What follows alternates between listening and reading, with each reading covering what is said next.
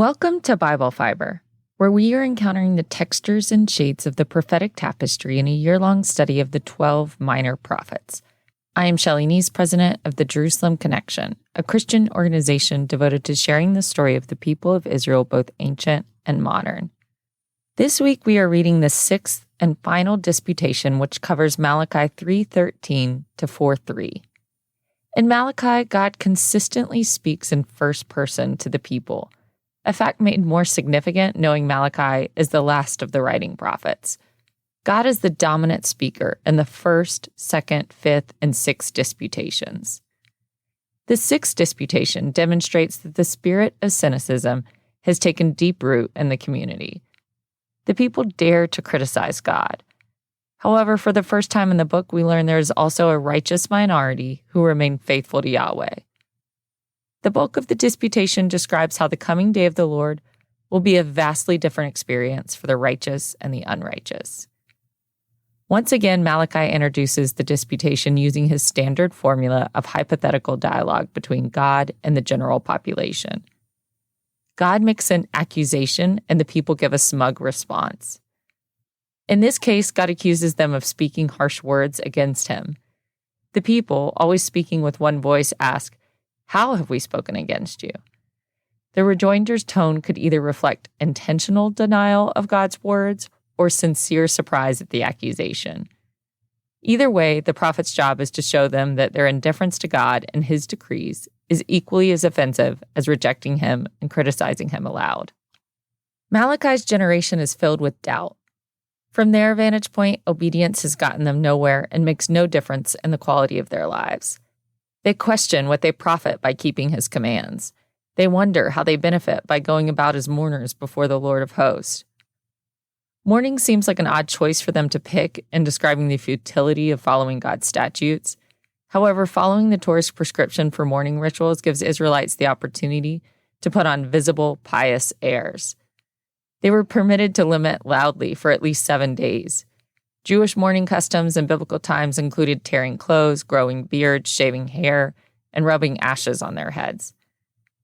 Malachi's audience complains that even the performance of mourning wins them no divine sympathy. To follow the statutes and decrees of the Torah to their full extent is a demanding and time-consuming commitment. Inevitably, everyone in the community varies in their observance of Sabbath, temple offerings, dietary restrictions, and household codes. We know from Malachi's previous disputations that the general populace is skimping on the tithe, marrying pagans, committing adultery, lying, oppressing the weak, and more. Despite those habitual sins, they do not see themselves as transgressors. They begrudge their neighbors and fellow Israelites who ignore the covenant obligations even more without consequence. Those making more intentional sacrifices to follow God's laws wonder if it's worth it. God's message to them throughout Malachi has basically been that the majority are not as blameless as they think. The sixth disputation does not specify the transgressions the people have in mind when they accuse God of blessing the arrogant and prospering the evildoers. However, it is easy to imagine certain scenarios that would spread cynicism.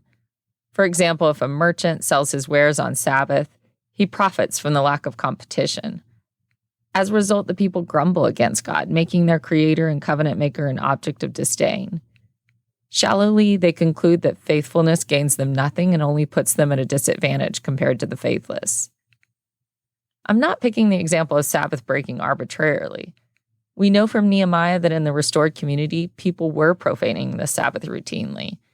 Nehemiah reports, "In those days I saw in Judah people treading wine presses on the Sabbath and bringing in heaps of grain and loading them on donkeys, and also wines, grapes, figs, and all kinds of burdens that they brought into Jerusalem on the Sabbath day.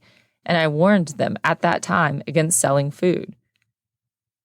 If not everyone in the community is committed to hallowing the Sabbath and refraining from work and commerce, the inevitable result is that Sabbath breakers profit by monopolizing the markets on that day.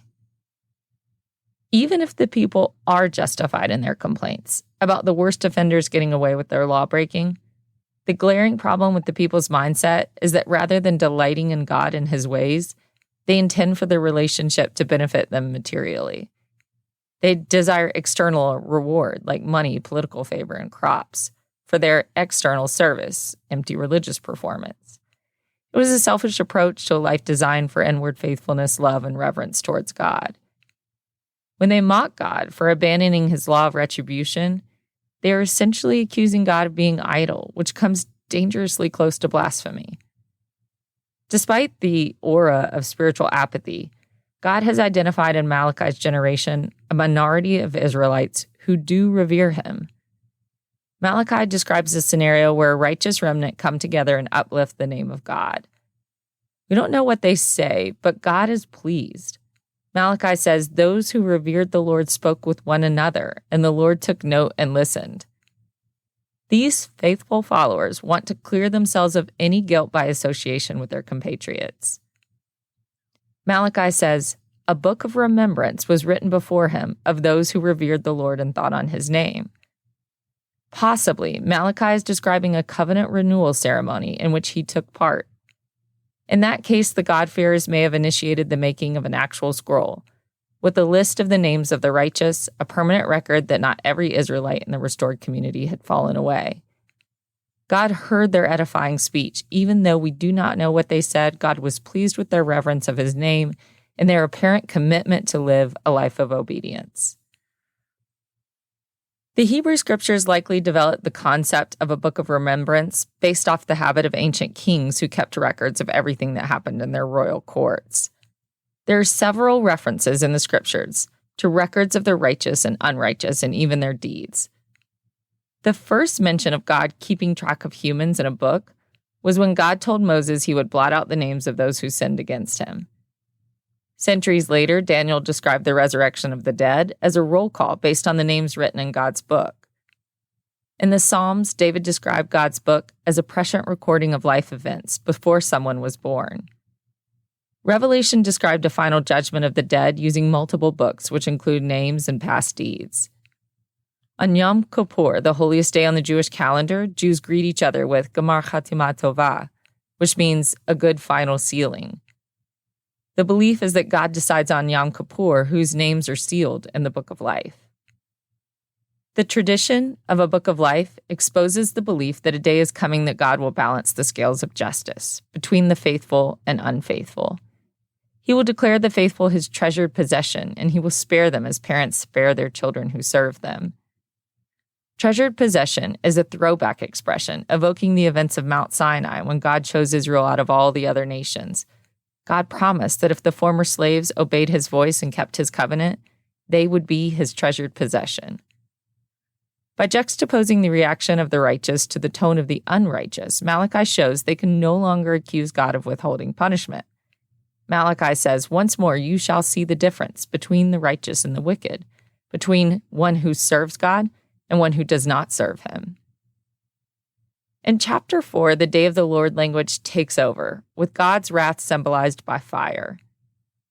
Malachi is the only prophet to heavily emphasize the role of fire in God's final act. This may reflect the Jews' cultural contact with Persian belief systems during the exile. In ancient Persian religion, fire was a sacred manifestation of the Persian god Ahura Mazda. Ancient Persians even built fire temples with a continuous flame never to be extinguished. Malachi assures the true believers that God will protect them from the incineration on the day of reckoning. The evildoers will perish like stubble in a burning oven. God will permit nothing to survive of the unrighteous, neither root nor branch. The chance is past to be purified by the silversmith's refiner's fire of chapter 3. Jesus, in the Gospel of Matthew, also described the day of the Lord as a fiery furnace. After several parables comparing the kingdom of heaven to treasure in a field, a fine pearl, or a fish-laden net, Jesus warned that at the end of the age, the angels will come out and separate the evil from the righteous and throw them into the furnace of fire, where there will be weeping and gnashing of teeth. After a year of studying the minor prophets, you know by now that the day of the Lord has meant various things to various prophets. Like turning a kaleidoscope, the prophets glimpse different facets of coming divine interventions in the world. A return of the line of David, ingathering of the exiles, a glorious rebuilt temple, vengeance on Israel's enemies, an abundance of crops, and exultation among the nations. The fulfillment of each of these visions occurs in various stages of Israel's story, but they are all lumped together as one great day of the Lord. Some have already been fulfilled with the Assyrian, Babylonian, or possibly Roman attacks. Some were fulfilled with the decree of Cyrus and the restoration of the Second Temple.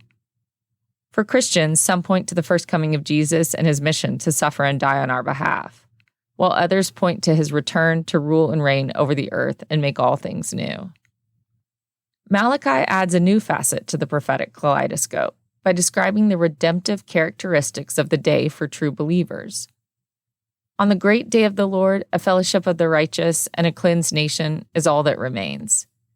With them, God will launch a restart plan. This is a new twist on a prophetic motif of retribution. In earlier prophets, the focus was often on Israel prevailing over her historic enemies, like the Edomites, or pagan imperial armies, like the Babylonians or Assyrians. In Malachi, when the chaff is separated from the grain, it happens within the nation of Israel. This is the day for internal reckoning. God promises, "For you who revere my name, the Son of Righteousness shall rise with healing in its wings." To be clear, Son of Righteousness is not a messianic title. The sun's wings are another word for sun rays. With its warm rays appearing just over the horizon, the sun is healing personified. The people will be free from sickness and sadness. In Isaiah's vision of the restoration era, he also used the sun as a metaphor for the start of a new day. Isaiah wrote, "The light of the sun will be sevenfold, like the light of 7 days, on the day when the Lord binds up the injuries of his people and heals the wounds inflicted by his blow." Free of burdens and light with joy, God promises in Malachi, "You shall go out leaping like calves from the stall." Malachi describes the calves as freely grazing under the warmth of the sun. In the joys of freedom and peace, they leap. A beautiful future awaits those who fear the name of the Lord. With the picture of grass, sunshine, and frolicking calves, I cannot help but see in between the lines to Jesus' invitation. "Come to me, all you who are weary and carrying heavy burdens, and I will give you rest. Take my yoke upon you and learn from me, for I am gentle and humble in heart, and you will find rest for your souls. For my yoke is easy and my burden is light." The exhortation climaxes with the reminder that the playful calves trample the ashes of the wicked, who doubted God. God says, "You shall tread down the wicked, for they will be ashes under the soles of your feet." Justice is restored, and the day of the Lord is a two-sided coin. Judgment for one will be salvation for the other. Put differently, one can choose from two fates, the consuming fire of a burning oven or the gentle warmth of the rising sun. Because God has fashioned a humanity free to choose or reject their Creator, their fate is in their own hands. They can choose to revere, honor, and obey God, or they can choose the temporal comforts of the world and whatever myths they find most appealing. Join me next week for the last 3 verses in Malachi, which are essentially the prophet's epilogue. However, there's too much there with the prediction of the coming Elijah to include in today's episode, so I want to give those verses their full due next week. Thank you for listening, and please continue to participate in this Bible reading challenge. For all of the biblical references each week, please see the show transcript on our blog or by signing up for our emails at thejerusalemconnection.us. I don't say all the references in the podcast, but they are all in the transcript. Shabbat Shalom.